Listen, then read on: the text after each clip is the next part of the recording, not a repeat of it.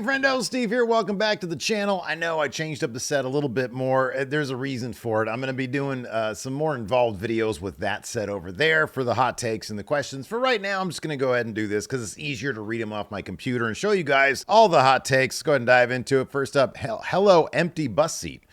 Says the SmackDown theme song is totally fine. Never people who complain about rap music are mentally stuck at 11 years old. Oh, wow. Expand your taste, people. Lots of previous themes sucked big time. Y'all are going to get me in trouble off the bat.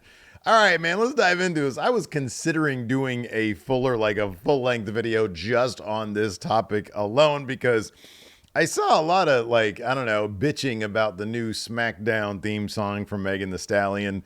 And some, it's funny because some of it, there's always like a mix, right? There's some of it is pretty ugly and it sort of straddles a certain line that you know what I'm talking about. Others, I think, make a point that is basically trying to say something more up-tempo, something more energetic, something more similar to, to me, the pinnacle is still that Jim Johnston, what is it called? Thorn in My Eye or whatever it is, where you're in a warehouse and there's drums with fire coming out of them. And then all the Sid and Stone Cold and all them dudes are fighting in the middle of the warehouse.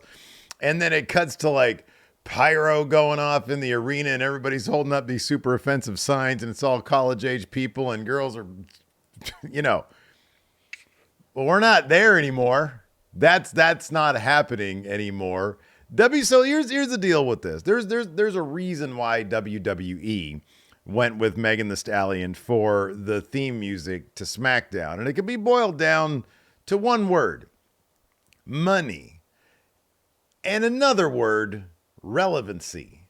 If you look at what's relevant these days in music, whether you like it or not, it's not new metal. It's not that. It's not rock music. Rock music, again, I'm sorry, has been dead for a very long time. Hip hop is king right now.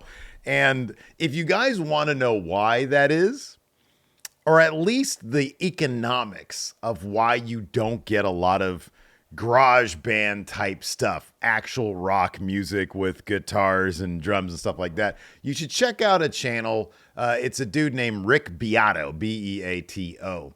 And he's a music industry guy who has a really terrific YouTube channel that breaks down a lot of different topics about the music industry. And one of them is what happened to that kind of stuff that we enjoyed 20, 30 years ago. And why did it essentially die? Why is it you don't see that? Why is it a lot of music that's out there doesn't really permeate the entire culture anymore? It basically boils down to streaming. In any event, WWE has all this money now, right? And they want, more than anything, to be a relevant force in popular culture. That's a difficult task these days, simply because it's difficult to be a relevant force in pop culture when pop culture is so fragmented amongst the media, right? There's incredibly popular things out there that I've never heard of. Of course, I'm a 46-year-old suburban dad. So, even 30 years ago, for a lot of 46-year-old suburban dads, they didn't know what was popular. But that being said, it's not the way it used to be. And I mean, that's just because of a bunch of different things. There's just entertainment is digested in much different ways now than it was in the past. But one of those ways to be relevant is to take a popular artist from today, an artist who is incredibly relevant today, and pay to have them do a song or to license their song for SmackDown. And the vibe that WWE wants for their programming now isn't what they wanted, or isn't what they had, back in 1997 and 1998. That's just not the vibe that they have for SmackDown. Maybe when Raw hits Netflix in January, maybe they'll do a freshening up of the presentation. And maybe at that point, Triple H's metal tendencies will kick in and we'll get something more akin to Poppy, for example, or I don't know, what was that one band that did the stuff for NXT before?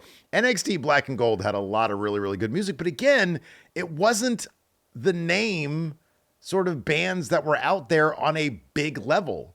There just isn't anybody that's playing guitars really, like in the metal landscape or in the up tempo rock and roll landscape that there was 30 years ago. That just doesn't exist now. So, obviously, if it was up to me, I would opt for some up-tempo stuff. Not necessarily even rock and roll. There's plenty of hip-hop that's up-tempo, high-energy stuff. But I understand completely and totally that Megan Thee Stallion is a big, big deal, and WWE wants to have a big, big deal. And I personally like the song, and I'm like, okay, cool. Ease me into SmackDown. That's cool, too. So, yeah, I don't know. It's a fairly minor thing. And even back in the day with like the Jim Johnston thing, it was like, right? And then like 2 seconds later, Vince McMahon is strutting down the aisleway to cut a 20-minute long promo where he's just like, I don't know about this. It wasn't always flowers back then. Within moments, you kind of forget that there was a theme song there. So it's a very, very minor quibble. And I understand certain aspects of the complaints about it. I'm with you, hello, empty bus seat. I think it's totally fine. It is absolutely asinine, some of the takes I've seen. Just today, I saw somebody who said hip-hop hasn't been part of the pro wrestling culture. And it's like, then you're simply not paying attention. You're simply not paying attention because hip-hop has been a very wrestling thing for a very long time. If you want, we could go back to the pre-Jim Johnston days where they had stuff like this. AWA Championship Wrestling. That would be my preference, to be honest with you. Anyways, that's what I think about the music thing. I think it's totally understandable what WWE is doing. I like it. The actual video package itself is cut very well to it. The actual footage looks amazing. It's clear they got a decent camera for it. So yeah, I think it's much ado about nothing. I think it's a good idea to have Megan, because, she says, I'm going to make my WWE debut, I think, in a tweet. And it was liked, a trillion times. So it's great exposure. It's a great idea. I think the song is cool and I think it's fine. It's just people just cling on. They just cling on to 1998, man. Or 2000, like 1998 to 2001. It was 3 lousy years that we got that one those 2 Raw theme songs that you guys like. It's time to let go of the past. 32Z Law wants to bring up the new SmackSown logo. He says the new SmackSown logo is by far the worst the show's ever had. I can't unsee SmackSown. Rock themes also suit the intro. It's better than some rubbish rap song. Open your fucking mind, man. I will agree with the first part, though. The new SmackDown logo is by far the worst the show's ever had. It's so distracting. I don't mind it when it's like all sort of laid out. When it's like SmackDown all the way. The D looks like a D. It should look like that. But when it's like laid on top of each other, it looks like smack. And then the OWN, it looks like the S is also supposed to incorporate that before that. So I'm not a fan of the logo. It's going to take a little bit to get used to. I'm sure I will. I don't know if my brain's ever going to see the lower part of the S as a D, but stranger things have happened. Maybe I will. Not their best effort, though, I'll be honest with you. I can't believe that nobody looked at this thing and was like, is there anything we can do about the S and the D? Is there anything we can do there about that? Because that's not best. All right, let's do this one from Ritzier Nickel 98. Says the championship scramble was a great concept and should be brought back. Not just 3 of them, not 3 of them on the same night. It would work well with social media with live updates across socials. You guys love this. Every time I do a hot takes thread, there's a really popular post about championship scrambles. Maybe it's the same person. Look, I like scrambles. You really love them, though. You guys really love these things. So, yeah, bring them back. I'll agree with this one. Seemingly, it's not a hot take. I think it's a cold take because everybody seems to want the championship scramble back. Lord Blake Whitehouse says Mustafa Ali would be thriving if the Indies now were similar to how they were in 2015 to 2019. I agree. I agree. I don't like knowing his gimmick now and him being able to do kind of to a degree what he wanted to do, I guess, in WWE, the whole politician Mustafa Ali. I don't know if there was ever much of a ceiling for that. I don't know if it was a very high ceiling in WWE or if he eventually goes to AEW, but certainly in WWE because that's where he was the longest period of time. I miss seeing him on my TV. I don't really watch the stuff that he does out on the indies, and I don't watch TNA. But I think he's left TNA there anyways. So yeah, I want everything for that guy because I think he's incredibly creative and I think he seems like a good guy. But yeah, if the indies were, he would be a top guy. He'd be a top guy out there on the indies if it was 2015 to 2019. And then when was the Cruiserweight Classic? Wasn't that like 2016? I mean, he was thriving. Well, thriving. If he didn't get picked up by WWE, then yeah, I guess so. Here's a prediction from Cam Popplestone, which is my favorite name here now. CM Punk will never hold the world title again. 14 of you thumbs that one up. What do you guys think? Think CM Punk's going to hold the world title?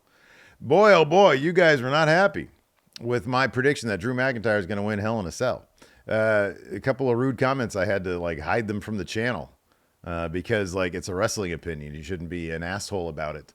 But yeah, will he never hold it? I think it depends on one thing exclusively. Exclusively, it depends on one thing. Will his body hold up? Between now and the end of the year, if he puts in, I don't know how many matches would prove this point out, but if he puts in a fair number of matches, then I think that he has a good chance of establishing, if he establishes himself a pattern of having matches and not being injured, I think he will be fine. And I think he absolutely will win the world title. I think the guy is clearly a draw. He sells a ton of merch. The people probably give him the biggest reaction on the show outside of maybe like Jey Uso when he's on Raw. He's a big deal. He really is. And I know he's older. If his body can hold up, I think he's going to win that world title. I really do. I think maybe he's found a way to alter his style to the degree that it'll hold up. I hope that's the case because he's a lot of fun, and I'm really looking forward to seeing what happens to him after he loses to Drew McIntyre Hell in a Cell. I'm going to get in trouble. Paige Harris says, Prime TNA in the mid-2000s took bigger chances with success than AEW so far. TNA's six-sided ring, the King of the Mountain, the X Division Tag Team Wrestling outshine AEW's Casino Gauntlet match, Trios Division, or Stadium Stampede matches. So, I will say this. I did not watch a ton of TNA back in the mid-2000s, but I agree with this take. I really do. When you look at the product that TNA was bringing, they did take more chances than AEW takes right now. I agree with that absolutely 1,000%. If TNA had the financing behind it, if it had, a billionaire backer and commitment from a major TV network, a cable TV network, then I think, for example, Fox Sports, they were looking to get WCW before WWF bought them. If Fox Sports, which didn't FS1 have TNA for a spell? I don't know. In any event, if there was a big money backer behind TNA with the same creative, with Jeff Jarrett basically there, killing it with the Knockouts division, the six-sided ring, King of the Mountain, all that stuff. Yeah, I kind of feel like they would have had a really, really good shot at success. I more than they've had up until now. I think they could have been a major player, but it is what it is. But no, I think when you look at TNA back then, yeah, they were doing a lot of really, really cool shit. They were also doing some dog shit. They had Vince Russo booking their stuff. But all right, I like this one from Christy. Says, Retribution could have actually been good, even with the silly masks and names. It could have been a real vehicle for Ali, a story where it provides insight into the Islamophobia that Ali had suffered from his career. I agree with this. I think that the talent within Retribution, I think that it was funny because we wanted Retribution to succeed. We wanted to see it do well because we knew obviously who the names were under the mask. Me and Larson were both fans of Dijak. We were fans of, what was his name? Shane Thorpe. We were fans of Mia Yim, obviously. We were fans of all these people. And then when Mustafa Ali was revealed to be like the leader of the group, and they were maybe going to try to tie that back to him being the SmackDown hacker, if you remember that, hey, this would have been really cool. But then they would just lose everything. They didn't really know what they wanted to do except make fun of Antifa, apparently. Yeah, no, I think Retribution could have been. I don't know that I would have trusted WWE with a story about Mustafa Ali providing insight into Islamophobia. It was Vince McMahon running it. That was never going to happen. But in terms of like, hey, this is a cool faction. If they allow them to explain why they changed their names, why they wear masks on television, I think that could have been really, really cool. I think they could have done some really cool stuff with Retribution. I do. But it was Vince. And, you know, we interviewed Dijak over at the Going in Raw channel. I've seen other interviews with him where he explains it, in full detail what happened. It was just Vince, just not being able to commit to any decent story idea. Be Kind Rewind says Iron Man matches are the worst type of gimmick match that's still being used. One of the best parts of wrestling matches is how it could end any time. Iron Man matches by their nature lose this and become predictable and formulaic. I kind of disagree with that second part. They become predictable and formulaic. I think that I've seen enough Iron Man matches with a little bit of variety, but knowing that you got to, here's what they need to do with Iron Man matches: rack up pins, right? So like most matches last between on normal WWE programming, depending on the match, between 7 and 10 minutes on television. Main events go longer. In an Iron Man match, if you got 60 minutes, in theory, shouldn't like the final count be 4 to 5, something like that? They should just be racking up these pins. It should be like, if it's like a 30-minute Iron Man match, a speed match finishes up in 3 minutes, there should be 10 falls, right? So if they did that, if somebody goes down like a 5-1 deficit, and he's got to rattle off finish, pin, finisher, pin, finisher, pin in the span of like 10 minutes, then there's something different. I generally agree with this, though. I'm not if somebody says, oh, we're going to do an Iron Man match, I'm like, God damn, man. When MJF and Will Ospreay busted out an Iron Man length match on us for on TV, man, you guys roped me into watching a 1 hour long match. I need some preparation time for that. I need to be made aware that I'm about to dive into an Iron Man match. Don't trick me into watching an hour-long match. Let me know in advance that this is a possibility, because an hour is a long time to sit and just watch two people do a bunch of moves. It was a really good match, though. It was a really good match. Anyways, that's going to do it for this edition of Hot Takes. Do me a solid, man. Hit that thumbs up. Hit that subscribe button. What are you doing if you're not hitting those buttons? Appreciate it. Till next time, we'll see you guys around. Be nice in the comments, man. Be cool in the comments. Don't be dicks, because then I got to hit that little button that says hide user from channel. And if you're not paying attention, you won't even know that you're hidden. You'll be writing a comment and be like, oh, I'm going to tell this fat idiot that he's stupid. And then I won't even read it. Won't even see it. So be cool. Be nice around here at Wrestle Juice, man. Come on. We're all friends. It's wrestling opinions. All right? Leave the snark at home, man.